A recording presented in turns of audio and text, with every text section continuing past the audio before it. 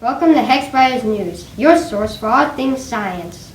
Last night, during his State of the Union address, President Trump called on Congress to fully fund Artemis. We had our teammate Kaylee research Artemis program.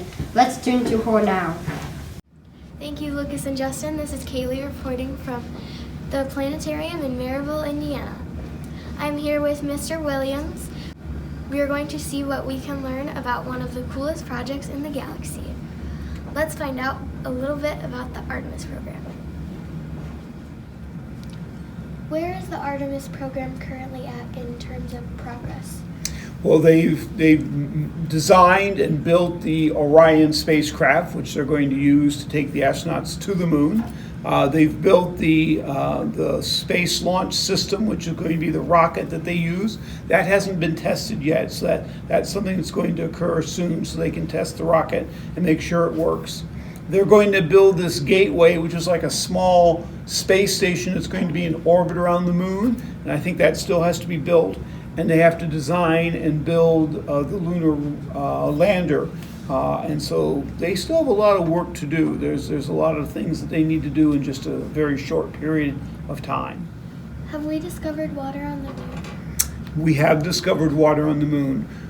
For a long time, we thought the moon was a very dry place because we know the temperature gets above 250 degrees, which is above the boiling point of water, so if there was any water, it would boil away. We also know that the moon gets very cold. So the only way there could be water on the moon is if that water would be someplace where sunlight wouldn't shine on it. And we came up with this idea that there might be craters near the north and south poles of the moon, and deep inside those craters there might be water. And if the sunlight never shined down to the bottom of the crater, there might actually be water there. And so we think that water probably came from comets that might have hit the moon in the past. And if we can find water on the moon and we can actually get to it and use it, that would be a very important resource for astronauts. What role did space probes play in finding the water on the moon? Well, the discovery of water in the bottom of these craters has been done by robotic satellites and space probes that we've been using to study the moon. LRO and LaCrosse are both space probes that were sent to the moon to help look for signs of water.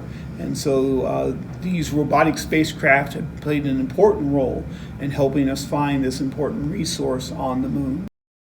That's some great information. Artemis will continue to explore the moon in search of water and resources to make into rocket fuel. So what about this challenge? We need to build a robot to navigate the lunar surface in search of H2O.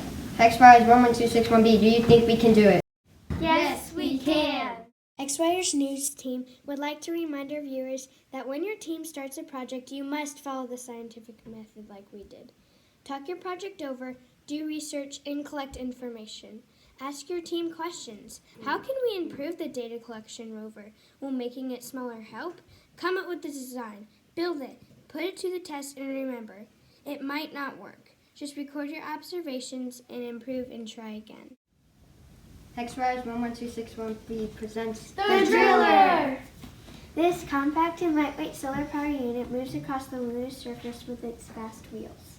The tough but fine drill is equipped with multiple sensors to locate resources. It has the capability of collecting samples and storing them for later projects. Challenge complete, back to the newsroom. From Hexwirez News. Keep it classy, Earthlings.